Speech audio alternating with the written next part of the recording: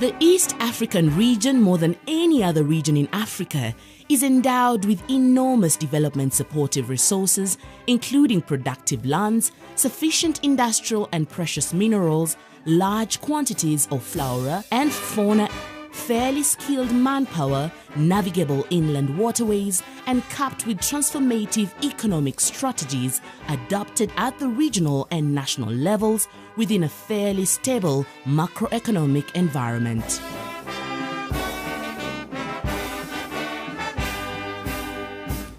In order to exploit the advantages created by the foregoing endowments, the region's partner states, the republics of Burundi, Kenya, Rwanda, Tanzania, Uganda, and South Sudan are fully aware that efficient transport infrastructure and services must be developed to underpin the region's competitiveness through expanded regional transportation capacities and reduced costs of transport.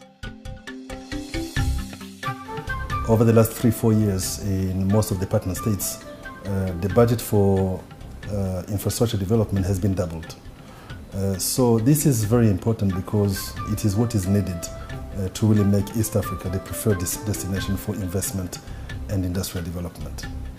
Decisive efforts towards increasing transportation efficiencies and capacities have been directed towards railways upgrades from narrow to standard gauge, expanding and improving the road network, decongesting the port access infrastructure and terminals, enhancing access to reliable power supply and energy systems, and addressing the facilitation aspects of transportation and installation of efficient border controls.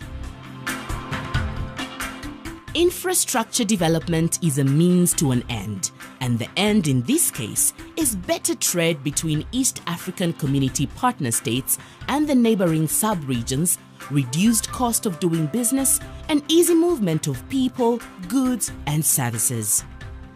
Development of efficient railway systems in the EAC has been touted as a means towards enhancement of connectivity and linkages between the ports and the hinterland to enable cross-border trade and heavy industrial development buoyed by the cheaper means of transport. So the development of standard gauge railway is supposed to provide, once again, in a transformative land transport infrastructure that will help the region move to the middle income status. Upon completion, the Northern Corridor standard gauge railways will be linking Kenya, Uganda, Rwanda, and South Sudan, and through the implementation process, communities are already reaping early transformational benefits. Most of the work is being done by the local people. Most of the supplies is being done by the local people. So basically it has actually benefited so many people in this community. The Central Corridor Standard Gauge Railways project linking Tanzania to Rwanda, Burundi, and the Democratic Republic of Congo commences soon as well. Ports are critical nodes in the overall transportation system in the East African community.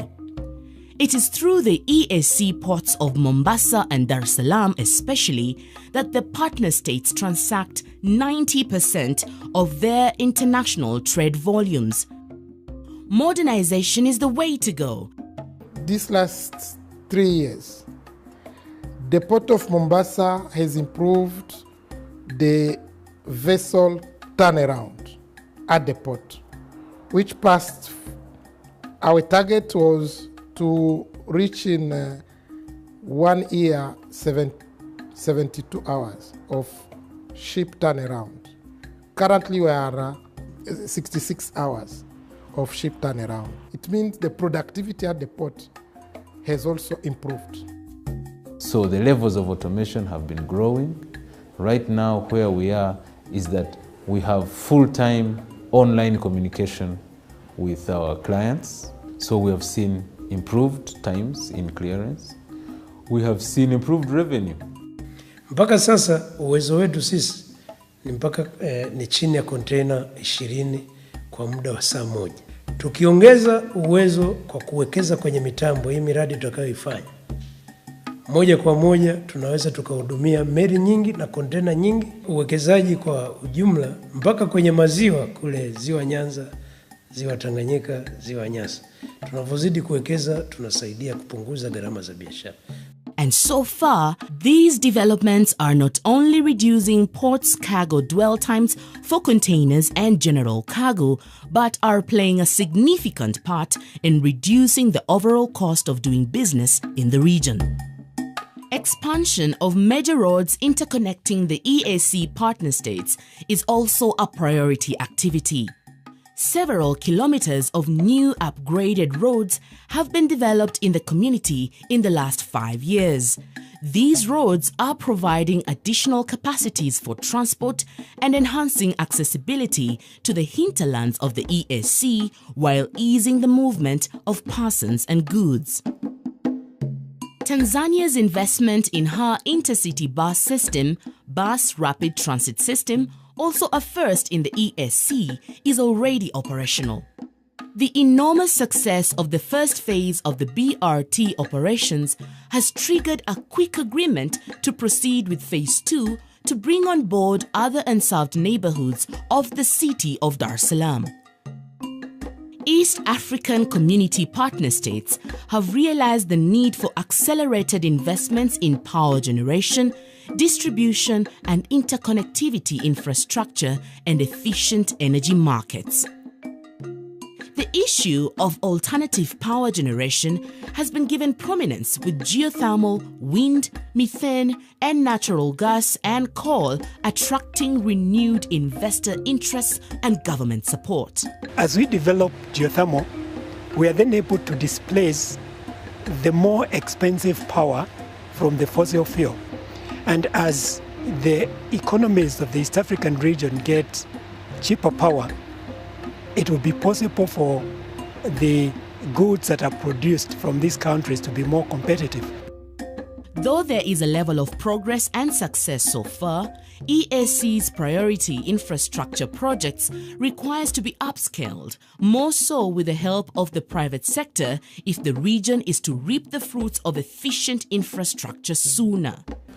We have been also thinking about developing our capital markets because they are really a sizable source of funding for infrastructure. And the East African community also is working on the East African Development Fund so that we can really have sustainable financing mechanisms for our projects. Other partner states can borrow a leaf from Tanzania that has already in place measures to attract private sector investment, especially in the area of ports, through policy and incentives, an arrangement that has seen Dar es Salaam Container Terminal concessioned to Tanzania International Container Terminal Services, TICTS.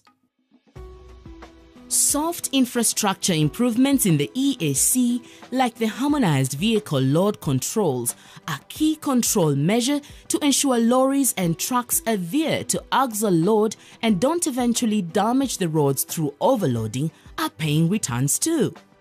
Partner states have embraced weigh-in-motion technologies, a technology that weighs trucks as they drive on and has been installed in selected regions' weighbridge stations.